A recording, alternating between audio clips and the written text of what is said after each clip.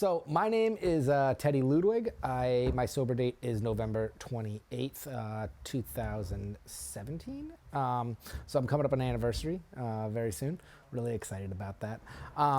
My drug of choice, I was into heroin, alcohol. I was pretty much into anything under the sun. I was into. And when I got sober, I went to a treatment center, and then I didn't do sober living when I left the treatment center. I had a house, I went to meetings, I did an IOP program. So the idea of sober living was kind of foreign to my own recovery. But after having a couple years sober, I was given the opportunity to work at Blueprint Recovery Center as a case manager. And through going to meetings, I made contacts and everything, and I wound up working at Blueprint Recovery Center out in Concord. One of the jobs of a case manager is to help find aftercare. Well, the main job for a case manager is to help find aftercare for the clients that come through the doors and everything. So the way I looked at case management was, hey, if I can get a solid aftercare plan, that means people are going to get this thing called recovery. And for me, what helped in my recovery was I did have a good aftercare plan. Even though it didn't involve sober living, it involved an IOP, it involved therapy, it involved I was really active when I got out of treatment. And too many people, or too many times I'd see people complete treatment and they would go right back home and they wouldn't have anything. They would be like, well, I'll go to a couple meetings. And those were the people that were falling off. Those are the people that weren't making it in recovery. So, through my own knowledge and seeing the people that were successful, I realized sober living is really what, we need for a lot of these people. And especially people that, don't have a, excuse my French, but don't have a pot to piss in. They need a place to go and to get this sobriety. And so, working at Blueprint, I came across a bunch of different options for sober living, because it's a pretty big state. And, a lot of the, more popular sober living facilities were really easy to get into, but they had such a high turnover rate. There was limited structure, and I can think of a couple in Manchester that I worked pretty closely with. And it became kind of like a dumping ground where I would take, there'd be guys that would come in and it would just be like a rotating door, and you'd send them to this place in Manchester, they'd make it a couple weeks or maybe a month, then they'd be back in treatment again. And I was like, something needs to change. I really need to go and look for some high quality sober living, because obviously the aftercare that we're kind of doing right now is not working. Talking to Ashley and talking to Sean, I had this idea that, hey, the Freeman House has something going for it. And the other places we had been looking into, the more popular locations, they were very MAT oriented. It was this is a Suboxone house, and that's where everybody wanted to go. And they had limited structure, limited rules and everything. People could have girlfriends over. They didn't have to, go to an X amount of meetings a week. And it just, people that were coming back to Blueprint were telling me about these horror stories of what was going on, like gang activity, violence. Just, it was not what you need to stay sober. And I remember thinking to myself, I was like, I couldn't have stayed sober at these sober living places. There's no way. So I really started reaching out to say, as a case manager and as somebody that did this professionally, I need to find some high quality aftercare options. And the Freeman House became that. And so for the Freeman House, I didn't just put anybody to the Freeman House. Sean and I worked, and I would screen people. I was like, is this person Freeman House caliber? I wouldn't send just anybody, because one thing I noticed was the people I sent to the Freeman House had a much longer time in recovery. I still have one that I sent 2 years ago, and he's still over in Dover at the Freeman House.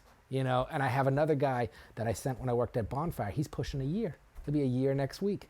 So we're having these long-term recovery that's coming through the Freeman House that I've noticed. And that is refreshing, because coming from, somebody that had to, go to 5 different funerals last year, it's nice to see that, hey, there is a program out there that works, So yeah, the Freeman House became one of my top tier kind of aftercare locations. And when I came to, I transferred over to Bonfire because I had a baby, and Bonfire was just closer. I live in Rochester myself. And when I came here, Sean opened the Rochester House. And this was another amazing, addition to recovery in Seacoast, New Hampshire, because we don't have a lot of locations for men on the Seacoast. And Sean's idea was to have a MAT taper house, which I think is one of the best ideas out there for sober living. It's an idea more people should try, because here we have this Suboxone, which when used properly is fantastic, but so many people will stay on it for years and years, and that's not what Suboxone is designed to do. Suboxone is designed for a short-term MAT, and Sean had a whole system put in place for stepping down people on Suboxone, to getting to live this sober life, which is a fantastic thing. And having sober living in Rochester and Dover is what this community needs. I drive every day to work through Rochester, and it's depressing sometimes. It's sad seeing what's going on in our communities, and there's just not the support that this area needs. And when I transferred over to Bonfire, I had a bunch of clients who wanted sober living locally. They have families over here, they have jobs over here. A lot of them have built their lives on the Seacoast, and they want to remain on the Seacoast. Not everybody wants to transition out to Manchester, transition to Concord, or transition to the North Country. They want recovery locally. They have families here, they have children here and stuff. And so what Sean offers and what the Freeman House offers is that opportunity. So one thing I like to do is I come on Mondays and I do big book studies for my own recovery, because the other positive element of the Freeman House is it's a 12-step house. All right, so I've seen a bunch of different kinds of recovery. I've seen smart recovery, 3 Ps and everything. And while I feel like smart recovery and 3 Ps are great and everything, I've yet to find or see something that works as well as Alcoholics Anonymous 12 steps. Right. So, I'm a statistics guy. I like statistics.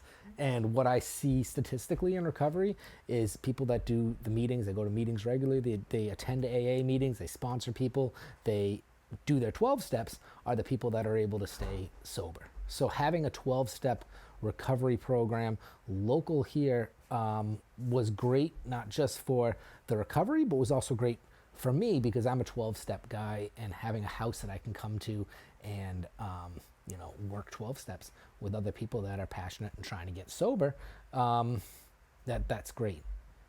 So I owe a lot of my current recovery to what the Freeman House is doing here, because for my own sobriety, I like to work my 12th step on a regular basis. And for those who are not familiar, the 12th step is going out and helping other alcoholics. And so coming on Monday nights and everything, and working at the Freeman House and doing big book studies with the guys over here is something that, keeps me on the level. And every time I leave here at the end of a Monday night session, I'm always feeling good.